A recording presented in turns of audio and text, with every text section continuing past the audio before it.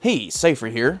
When talking about history, we often forget about contingency. It's one of the 5 C's of history. Those 5 C's are change over time, context, causality, contingency, and complexity.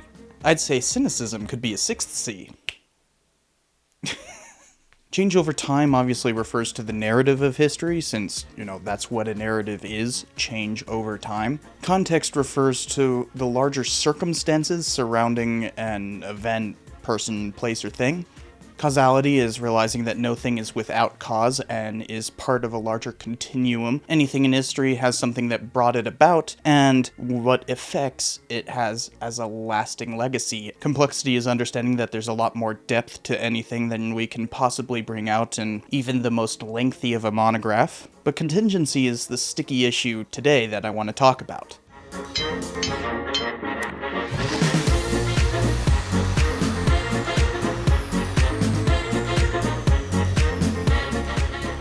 Thanks to all my patrons for supporting me. The last episode about the US-Mexico borderlands got demonetized for, and I kid you not, saying the name of an actual border patrol operation. The one about a moist spine. Team YouTube confirmed that they were demonetizing it even after a re-review specifically for that word. 53 minutes and the name of a real event in that history means I cannot make enough money to justify creating the episode, even though I am quite literally a Borderlands historian. It's funny how Team YouTube has made it impossible for me to talk about my speciality, even though American violence in the Southwest is still very much a pertinent topic. Well, luckily, I have support from those who matter most. You, dear viewer. And there's many perks to being a patron, such as seeing these episodes far in advance. This one, for instance, has been up since January. There's also buying merchandise, which I get a chunk of those sales. Thanks for supporting,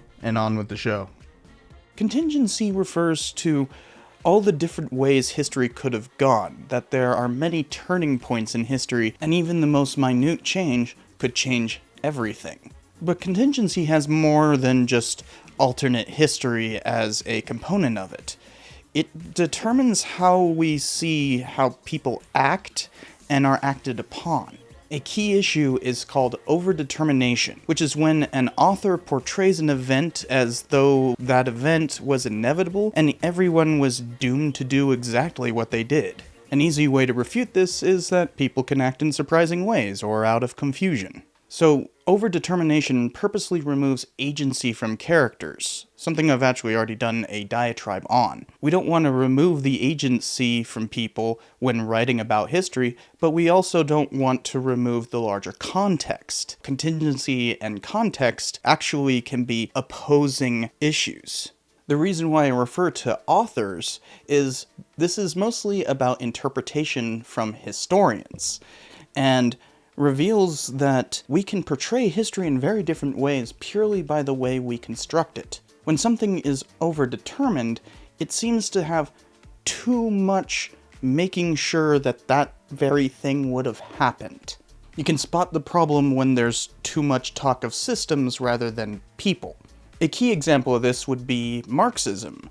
Marx always relates everything to capital and the material wealth, or the creation of material wealth, as a status. So the fundamental assumption of materialism is overdetermined. It does not account for agency, where people might work against what's best for their class, or class consciousness, where people may not be aware that they are in an oppressed group, and therefore do not think of their material status and do not act upon it. This is where you hear a lot of people talking about voting against their own interests, which is incredibly belittling of people's agency. So materialism in general is inherently overdetermined. It's focusing on systems to the point of removing individuality. But sometimes overdetermination is important. It actually is necessary. Think about when speaking of entire groups beyond individuals. Large social forces and macroeconomics determine what a crowd will do a heck of a lot more than what any individual in that crowd is thinking.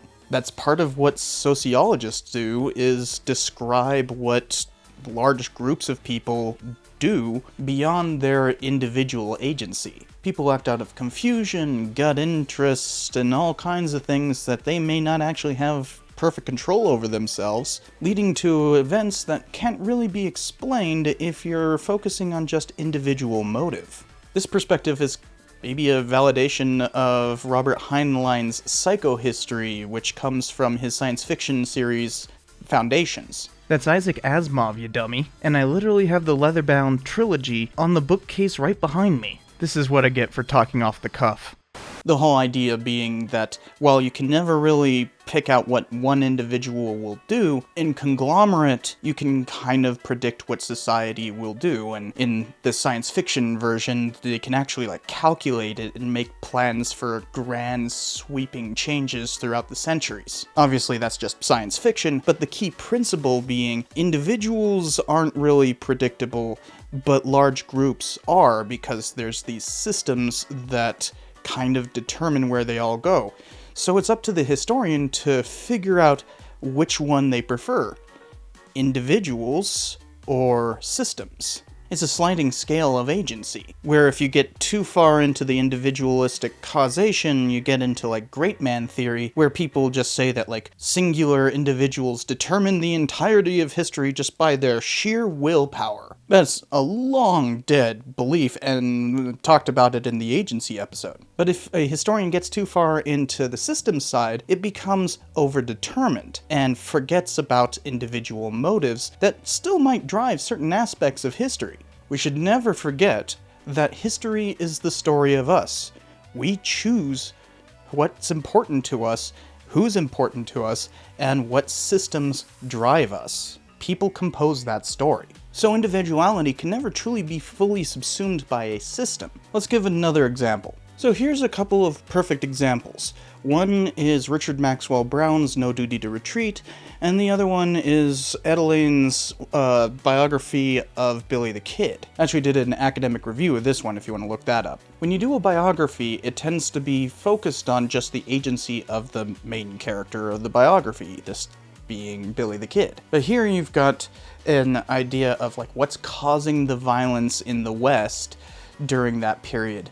This idea of Americans not having a duty to retreat, and that's a unifying trend throughout all of the violence, not just in the West, but American violence in general. So Americans not having a duty to retreat, causing violence, as opposed to the individual motives of Billy the Kid. How do we concretely determine if Billy was murdering out of malice, self-defense, or anything along those lines? You actually have to choose between individual motives and systems.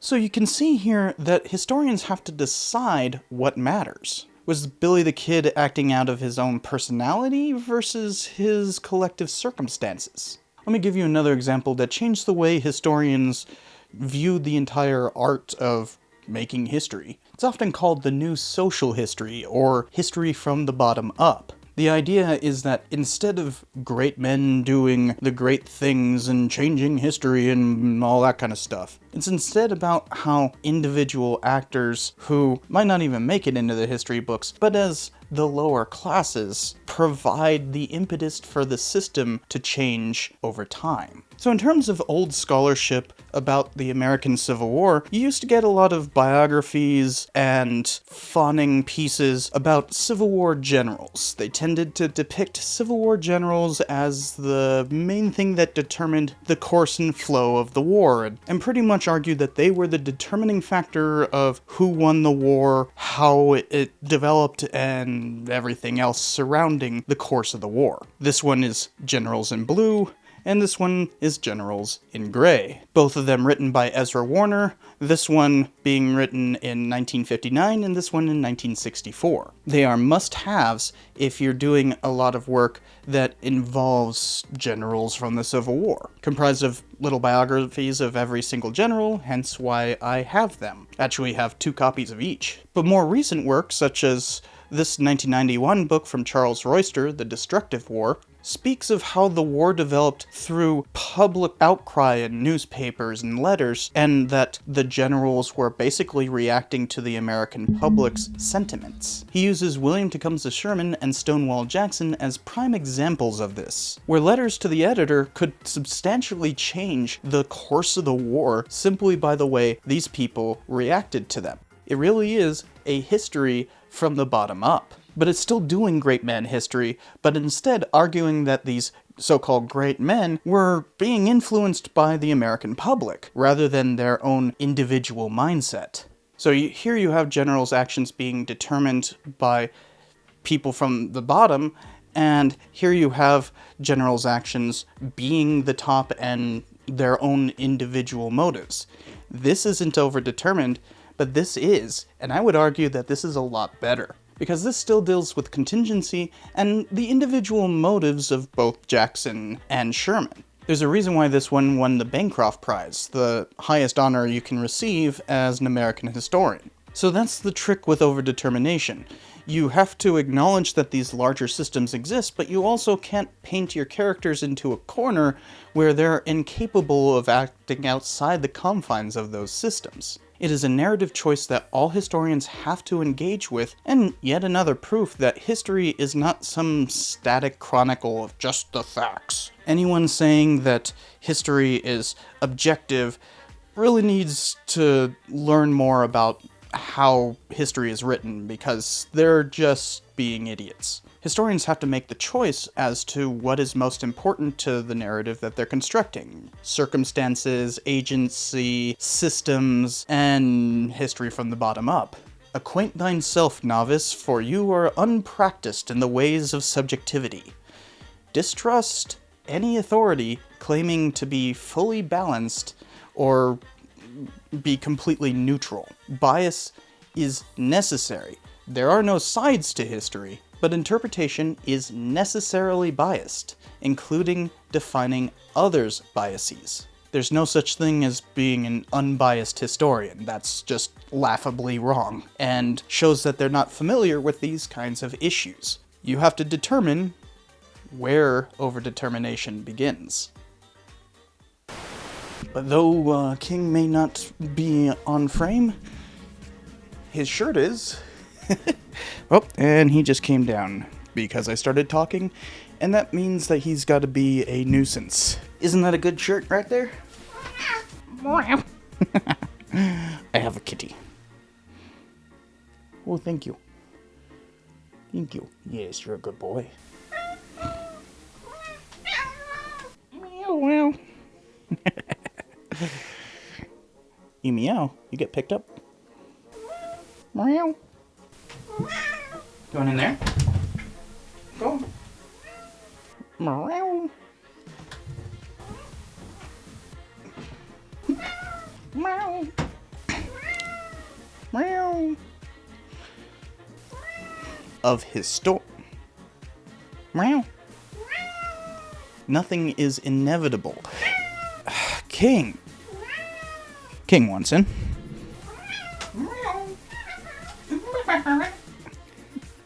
What are you gonna do about it now? You're stuck. You're stuck. What are you gonna do? You're gonna lick my nose. Okay. Mwah.